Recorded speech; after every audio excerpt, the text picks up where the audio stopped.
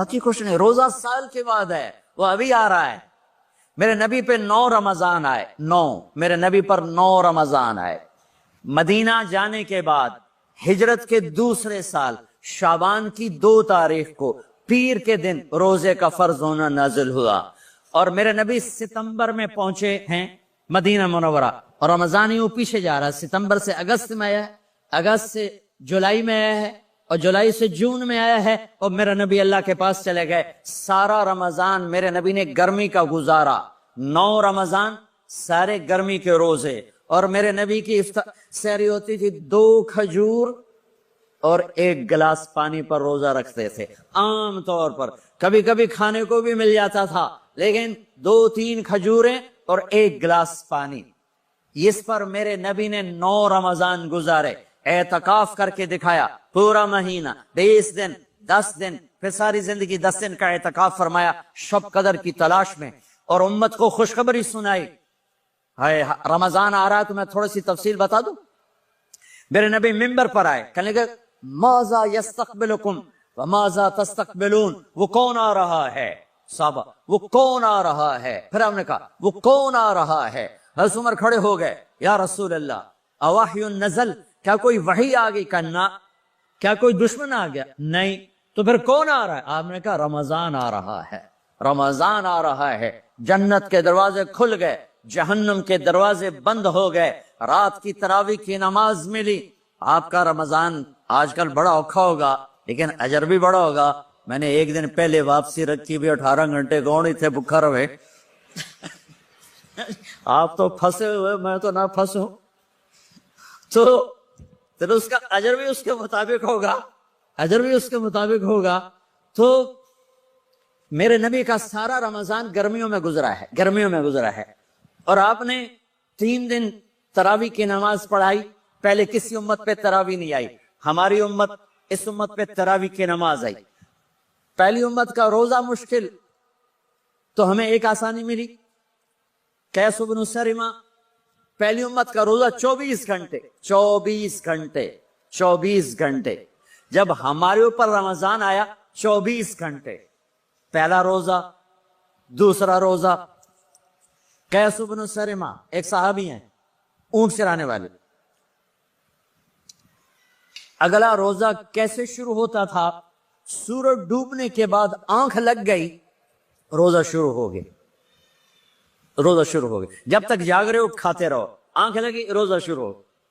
یہ گھر آئے, کہنے لگے بیوی سے کوئی افطاری ہے؟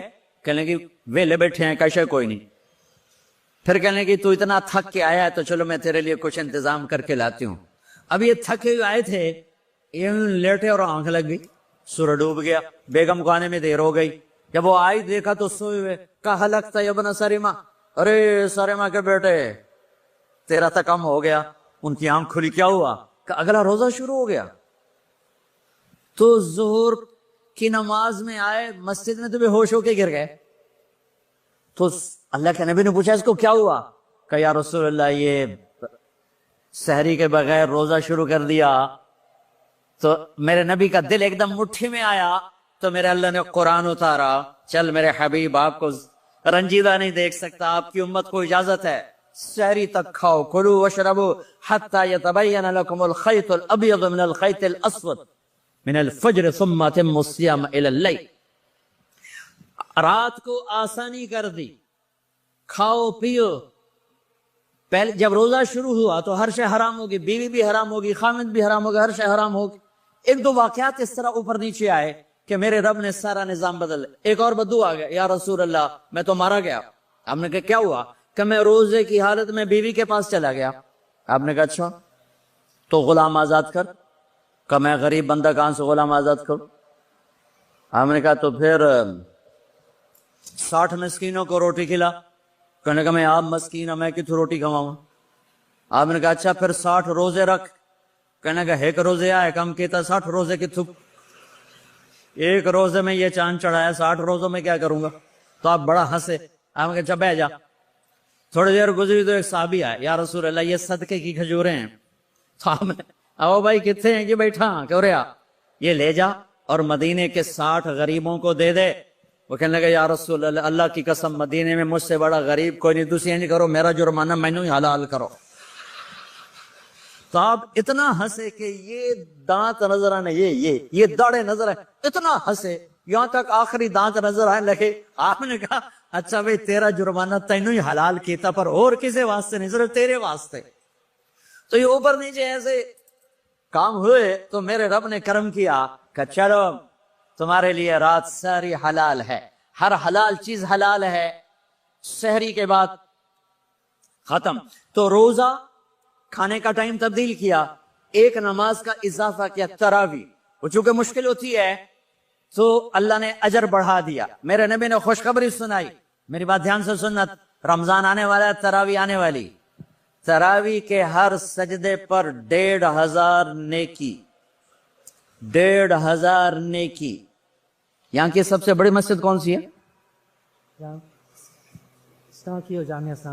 جامعہ اسلامی اسنا کی مسجد والے 1500 نیکی آپ کو سمجھ میں نہیں آئے گی۔ ایک چھوٹا سا اشتہار لگا دیں، جو ہماری مسجد میں تراویح پڑے گا اس کو $15 ملیں گے، ہر سجدے پہ $15۔ اگلے دن تسی دادیاں بھی چاہ کے لے جاؤ گے، دادیاں تے تہاڈی لڑائی شروع ہو جاؤ، اما تو میرے نال ٹر، دادی تو میرے نال ٹر۔ میرے نبی کی خوشخبری 1500 نیکی، 3 سیکنڈ کا سجدہ، ہر سجدے پر جنت میں سرخ یاقوت کا ایک محل جس کے 60,000 سونے چاندی کے دروازے۔ تجھے ایک گھر لے کے ساری زندگی قرضے لائی رکھ دے ہو نہیں، ایک سجدے پر، ایک سجدے پر، ایک سجدے پر جنت میں اتنا بڑا گھر کہ 60,000 سونے چاندی کے دروازے، ہر سجدے پر جنت میں ایک درخت سونے چاندی کا جس کا نیچے 100 سال گھوڑا دوڑ سکے، ایک روزہ، ایک روزہ۔ رمضان کا کبھی سوچا رمضان کا مطلب کیا ہے؟ رمضان کو رمضان کیوں کہتے ہیں؟ اللہ نے 11 مہینوں کے نام عربوں سے رکھوائے اور روزے کے مہینے کا نام خود رکھا قرآن میں، شہر رمضان الذی انزل فیہ القرآن۔ محرم، صفر، ربیع الاول، ربیع الثانی، جمادی الاولی، جمادی الثانی، رجب، شعبان، شوال، ذوالقعدہ، ذوالحج، یہ عربوں نے نام رکھا، اور رمضان پہلے سے رکھا جا چکا تھا، عربوں سے رکھوایا۔ رمضان کے لفظ اور روزے میں کیا جوڑ ہے؟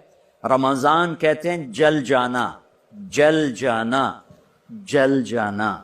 تو اس کو روزے کے ساتھ کیا مناسبت ہے کہ جب کوئی مرد عورت روزہ رکھتا ہے یا رکھتی ہے تو پچھلے 330 دن کے گناہ، آج روزہ رکھا، پٹی تیار ہو گئی، گناہ ڈال کے جلاؤ، دوسرے دن اور گناہ جلاؤ، تیسرے دن اور گناہ، چوتھے دن اور، 30ویں دن سارے گناہوں کو اللہ تعالیٰ جلا کے، راکھ کر کے، ایمان والے مرد عورت کو پاک کر کے، صاف کر کے، آخری رات کہتا ہے جاؤ بخشے بخشائے چلے جاؤ، جاؤ بخشے بخشائے چلے جاؤ۔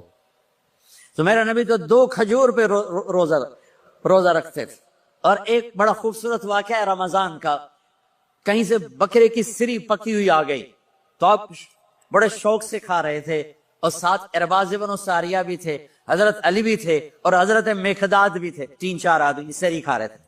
بلال رضی اللہ تعالیٰ عنہ آئے کہ یا رسول اللہ سحری کا ٹائم ختم ہو گیا ہے، میں اذان دینے جا رہا ہوں، آپ کھانا پینا بند فرما دیں۔ اب میں کہا ٹھیک ہے، وہ باہر چلے گئے، اذان دینے لگے، پھر خیال آیا میں دیکھ لوں کہ آپ نے کھانا چھوڑا کہ نہیں چھوڑا، واپس آئے تو آپ کھا رہے تھے۔ میں کہا یا رسول اللہ واللہ لقد اصبحت، اللہ کی قسم صبح ہو گئی۔ آپ نے ہاتھ پیچھے کر لیا، کہا ارے بلال نہیں ہوئی تھی، نہیں ہوئی تھی، تیرے قسم کھانے پر اللہ نے پہلے نکال دیا اس کہ تیری قسم جھوٹی نہ پڑے۔ حضرت علی نے فرمایا اگر بلال قسم نہ اٹھاتے تو جب تک میرے نبی کھاتے رہتے اللہ صبح کو پیچھے ہٹاتے جاتے۔ دیگ پک رہی تھی، ابو عبیدہ رضی اللہ تعالیٰ عنہ بن جراح وہ دیگ پکا رہے تھے، بکرا۔ آپ نے کہا ابو عبید یہ مجھے بکرے کی دستی پکڑانا، اگلے بازو، آپ کو اگلے بازو کا گوشت پسند تھا، گردن کا گوشت پسند تھا، یہ کمر کی پٹھ کا گوشت آپ کو پسند تھا، دودھ پسند تھا، برنی کھجور پسند تھی، عجوا کھجور پسند تھی، تازہ روٹی پسند تھی، آپ یا تازہ کھاتے تھے یا فاقہ؟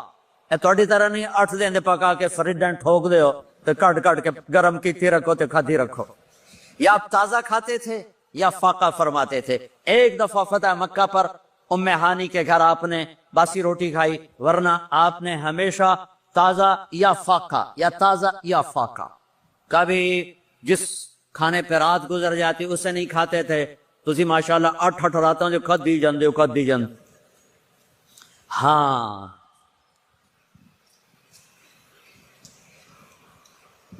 تو کہنے لگے عبید یہ دستی پکڑانا، تو انہوں نے ایسے بکرے کا بازو نکال کے پورا آپ نے یوں پکڑا، نوچ کے پھینکا، کہ دستی پکڑانا، آپ نے انہوں نے یوں نکالا ڈوئی سے، آپ نے پکڑا کھایا پھینک، کہا مجھے بکرے کا بازو دستی پکڑانا، کہا یا رسول اللہ بکرے کی 2 ہی ہوتی ہیں۔ آپ نے کہا تیرا بھلا ہو جائے، اگر تو میرے کہنے پہ ڈوئی ڈال دیتا، جب تک میں کہتے رہتا اللہ مجھے نکال کے کھلاتا رہتا، اللہ مجھے نکال کے کھلاتا رہتا۔ اللہ نے رمضان بھیجا ہوا ہے، رمضان آ رہا ہے، اللہ کی رحمتوں کا جنت کے دروازے کھل گئے، جہنم کے دروازے بند ہو گئے، ایک دوسرے کو معاف کر دو، روزے کی حفاظت کرو۔ آپ بہت سے بہن بھائی آئے بیٹھے ہو، لڑے ہوئے ہوگے، ناراض ہو گئے، میاں بیوی لڑے ہوئے ہوں گے، بھائی بہنیں لڑی ہوں گی، رمضان آ رہا ہے، تیاری کرو۔ جیسے حج پر جانے سے پہلے معافیاں مانگتے ہو، رمضان سے پہلے بھی ایک دوسرے سے معافی مانگو، ایک دوسرے کو معاف کرو، ایک دوسرے کو درگزر کرو، خود جا کے معافی مانگ لو، اللہ آپ کا مقام اونچا کر دے گا، مرتبہ اونچا کر دے گا۔ آخری رات اللہ تعالیٰ فرماتے ہیں جاؤ، تمہارے رات کی قیام اور دن کے روزے کے بدلے تمہیں سب کو معاف کر دیا، مانگو۔ اور ایک رات اللہ نے شب قدر بنائی جو 1000 راتوں کے برابر کر دی۔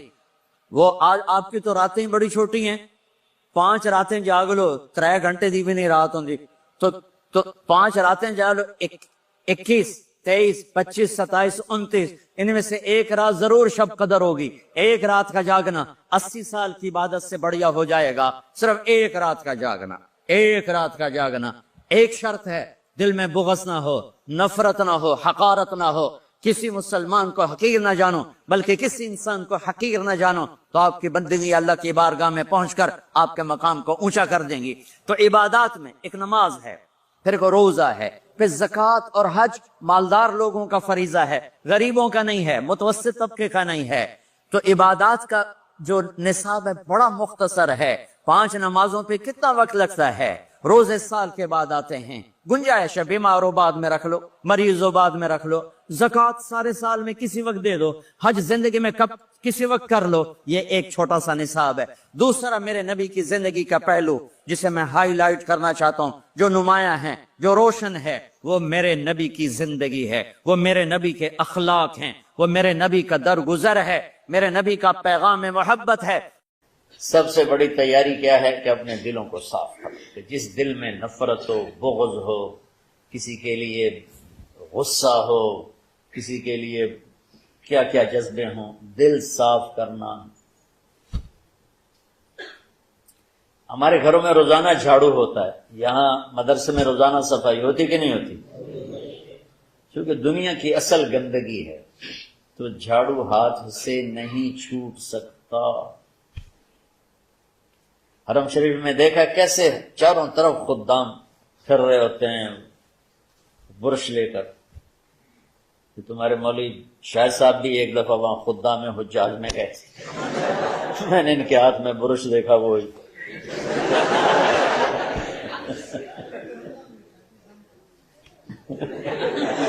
وہ حرم ہی ہے۔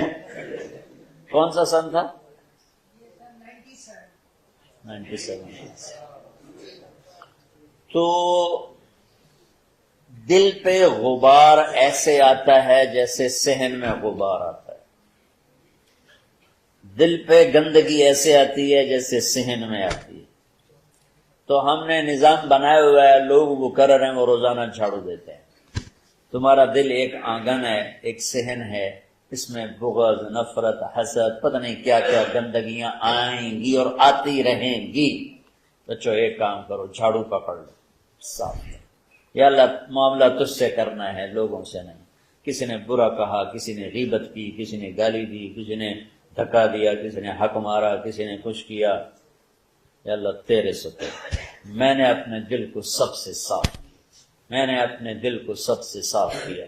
یہ اتنی بڑی عبادت ہے کہ بڑے بڑے نفلوں والے، تہجد والے، حج عمرے روزے والے تمہیں نہیں پکڑ سکیں، کیونکہ اس کا کرنے والا دنیا میں کوئی نہیں۔ نفل پڑھنے والے تو بے شمار ہیں، عمرے کرنے والے بے شمار ہیں، علماء بے شمار ہیں، حاجی بے شمار ہیں، سخاوت کرنے والے بے شمار ہیں، لیکن اس ٹکڑے کو صاف کرنے والا لاکھوں میں ایک بھی نہیں۔ مشکل کام، آپ یہ سیکھیں، صاف کرو، صاف کرو، صاف کرو۔ یہ رمضان کی سب سے بڑی تیاری اور علم کو حاصل کرنے کی سب سے بڑی چابی ہے کہ اپنے دل کو کھلا کر لو۔ کوئی چیز خالی ہوگی تو کچھ آئے گا۔ جس دل میں بغض بھرا ہو، نفرت بھری ہو، حسد بھرا ہو، کینہ بھرا ہو، اس میں خاک آئے، اس میں تو علم کی ایک کرن بھی نہیں آئے گی۔ زبان سے چاہے جتنے مرضی موتی بکھیرے، دل اس کا اندھا ہوگا۔ لا تعمل الابصار ولكن تعمل القلوب التي في الصدور، یہ آنکھوں سے اندھے نہیں، دل سے اندھے ہیں۔ تو بچوں، اپنے دل کو صاف کرنا سیکھو۔ وہ کتنی مشہور حدیث ہے، آپ نے کہا اس دروازے سے ایک جنتی آ رہا ہے، ایک انصاری صحابی داخل ہوئے، جوتا ہاتھ میں، داڑھی میں وضو کا پانی۔ اگلے دن اس دروازے سے ایک جنتی آ رہا ہے، تو ایک صحابی آئے، ہاتھ میں جوتا، داڑھی میں وضو کا پانی۔ وہی صحابی اگلے دن اس دروازے سے ایک جنتی آ رہا ہے، تو وہی صحابی 3 دن جنت کی بشارت لیے۔ اس صحابہ کی جماعت میں ایک شخص ہیں جن کا نام ہے عبداللہ بن عمرو بن عاص۔ ان سے بڑا عبادت گزار صحابہ میں کوئی نہیں تھا، نہ سابقین میں نہ متاخرین میں، نہ پہلوں میں نہ بعد والوں میں۔ ان کی عبادت کیا تھی؟ ساری رات جاگنا، سارے دن کا روزہ، اور ایک ختم قرآن صبح سے شام۔ اتنی اللہ نے طاقت دی تھی۔ پھر وہ غلوب والی بات آ گئی، ایکسٹریم ہونے والی بات آ گئی۔ ان کی شادی والی رات حجلہ عروسی میں داخل ہو رہے ہیں، دلہن کے کمرے میں داخل ہو رہے ہیں، اور مصلی بچھا کے اللہ اکبر، اور دیر نفل پہ نفل، دیر نفل پہ نفل۔ ان کی بیگم نے دیکھا تو وہ بھی خیر کا زمانہ تھا، انہوں نے بھی وضو کیا اور پیچھے مصلی بچھا کے وہ بھی فجر تک نفل پڑھتے رہے۔ صبح ہوئی تو حضرت عمر بن عاص رضی اللہ عنہ نے پوچھا، بیٹی رات کیسی گزری؟ کہا جی ماشاءاللہ آپ کے بیٹے تو بڑے عبادت گزار ہیں، ساری رات نفلوں میں ہی گزری۔ تو وہ ان کو شکایت کر دی۔ حضرت عمر بن عاص کو اتنا غصہ چڑھا، بیٹے کو تو کچھ نہیں کہا، کتنی حکمت کی بات ہے، سیدھے گئے اللہ کے نبی کے پاس، یا رسول اللہ یہ عبداللہ دیکھیں کیسا نادان ہے، اس کی شادی کی ساری رات نفل پڑھتا رہا۔ تو آپ کہتے ہیں ماشاءاللہ ماشاءاللہ کتنی بڑی بات، نفلوں میں گزر گئی، رات بھی نفلوں میں گزرے۔ جیسے بعض تبلیغ والے کہتے ہیں بچے کی ٹانگ ٹوٹ گئی پھر بھی گشت نہیں چھوڑا۔ کیسے احمقانہ باتیں کرتے ہیں۔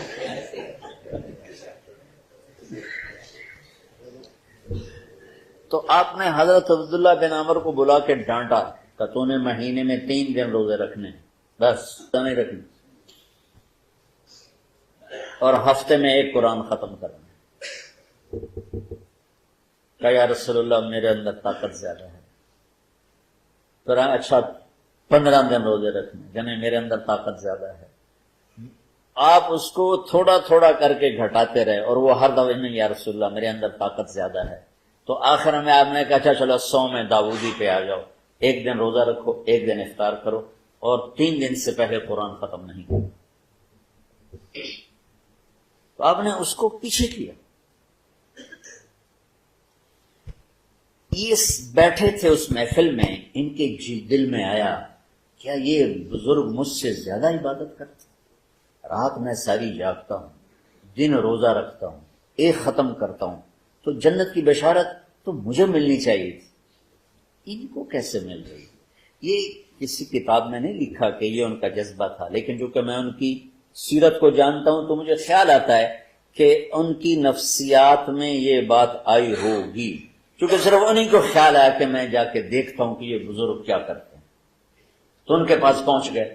چاچا ذرا، وہ ادھیڑ عمر تھے، چاچا وہ میرے ابا تھوڑے ناراض ہیں، تو کچھ دن آپ کے پاس گزارنا کا. بیٹا بسم اللہ آ جاؤ.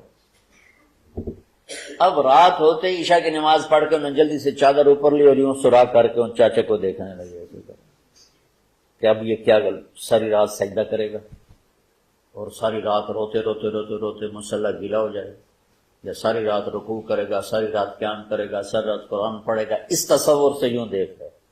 اور وہ بزرگ صحابی تشریف لائے، سرانے پہ سر رکھا، اللہم بسمک اموت و احیا، ہو گئے. اب یہ دیکھ رہے ہیں ابھی اٹھیں گے، ابھی اٹھیں گے، ابھی اٹھیں گے. فجر کی اذان پہ اٹھے. اب یہ تو حیران پریشان ہو گئے، یہ کیا؟ اس زمانے میں تو منافق تہجد نہیں چھوڑتے تھے ڈر کے مارے کہ پتہ نہ چل جائے ہمارے کفر کا. تو یہ چاچا جنت بھی لے گیا تو ستا بھی گیا کہ چلو کل دیکھوں گا. اگلی رات پھر چادر سر پہ کر کے اور یوں سوراخ کر کے لیٹے ہوئے اور دیکھ رہے. چاچا پھر تشریف لے اور سرانے پہ سر رکھا، اللہم بسمک اموت و احیا، ہو گئے. فجر کی اذان پہ اٹھے. یہ اور پریشان ہو گئے کہ میرا نبی کا فرمان تو سچا ہے، اس میں تو شک بھی کفر ہے، لیکن عمل کیا ہے جس پر اس کو جنت کی بشارت ملی؟ 2 رکعت نفل بھی نہیں. اور آج کے دور میں تم میں سے ماشاءاللہ اکثر بچے تہجد پڑھتے ہیں کہ ایک رات اور دیکھوں گا، اللہم بسمک اموت و احیا، ساری رات. تو تیسری رات پھٹ پڑے عبداللہ بن عمر، کہنے گے چاچا میری ابا سے کوئی لڑائی نہیں تھی، 3 دن میں تیرے بارے میں سنتا رہا، جنتی جنتی جنتی. میں دیکھنے آیا تھا کہ آپ کیا کرتے ہیں. آپ تو کچھ بھی نہیں کرتے، ساری رات سوتے رہتے، اب کیا کرتے ہو؟ ان کا بیٹا یہی ہے جو تم نے دیکھا ہے. اب ان کو سمجھ میں نہیں آ رہا کہ یہ جوڑ کیسے بٹھاؤں، ادھر جنت کی بشارت، ادھر ساری رات خراٹے. اب یہ اس میں جوڑ کیسے بٹھاؤں؟ تو نبی کی بات تو غلط ہو نہیں سکتی. تو اب وہ نا ایسے نا بڑے بے دل سے ہو کر واپس مڑے، پتہ نہیں کی چکر ہوئے گی کوئی گل. جب وہ دروازے تک پہنچے تو کہنے لگے بیٹا ادھر آنا. واپس آ گئے. اب میں تمہیں اصل راز کی بات بتاتا ہوں. کیا ہے؟ تو یہاں ہاتھ رکھا کہ یہ جو دل ہے نا، اس میں کسی انسان کی نفرت نہیں.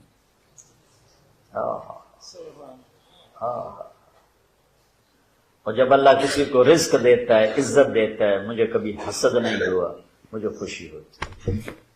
تو عبداللہ بن عمر نے کہنا تھا ہاں یہ بات ہے، نہیں، انہوں نے کہا ہاضا ہوا، اچھل کے کہنے لگے ہاضا ہوا، ہاں ہاں ہاں یہی ہے یہی ہے یہی. پھر کہنے لگے چاچا پر یہ میرے بس کا نہیں ہے، کون کرے گا؟ یہ اتنے بڑے آدمی ہو کر کہہ رہے ہیں کہ یہ میرے بس کا.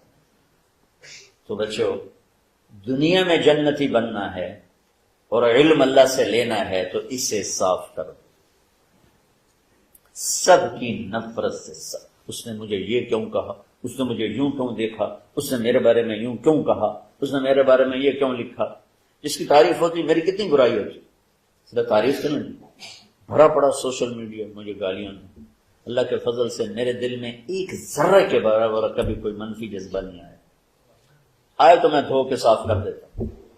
یا اللہ میں نے اپنے دل کو صاف کیا، میرا معاملہ تیرے ساتھ ہے، کسی کے ساتھ نہیں. یہ یاد، رمضان کی سب سے بڑی تیاری علم کے حاصل کرنے کا سب سے بڑا ہتھیار آپ کو یہ نہیں کہ تمہیں کتابیں یاد ہو جائیں، تمہیں اشعار یاد ہو جائیں.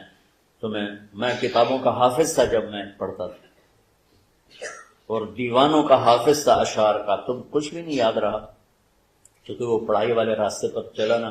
اللہ نے تبلیغ میں چلایا، پھر بیماریاں آ گئیں، مصروفیتیں آ گئیں، تو وہ مطالعہ ہی ختم ہو کے رہ گیا. 7 سمندر میں تھوک ڈالے، یہ اس کی طاقت جتنی میں سمجھتا ہوں آپ نہیں سمجھتے کہ میں نے ان بڑے سمندروں میں سفر کیے ہوئے ہیں. 7 سمندر میں اس کو تھوک آتا ہی نہیں، لیکن چلو ایک دو تھوڑی یہاں رالاں کٹھی کر چھو تو 2-4 قطرے ڈھائی پمن 7 سمندر شہد سے زیادہ میٹھے ہو جائیں گے، اور وہ تھوک اس کو آتا ہی نہیں، اگر آئے تو 7 سمندر میٹھے ہو جائیں گے۔ جب وہ مسکراتی ہے تو پوری جنت میں نور چمک اٹھتا ہے۔ وہ نور کس چیز کا ہوتا ہے؟ اس کے دانتوں کی روشنی کا، دانتوں کی سفیدی کا وہ نور ہوتا ہے۔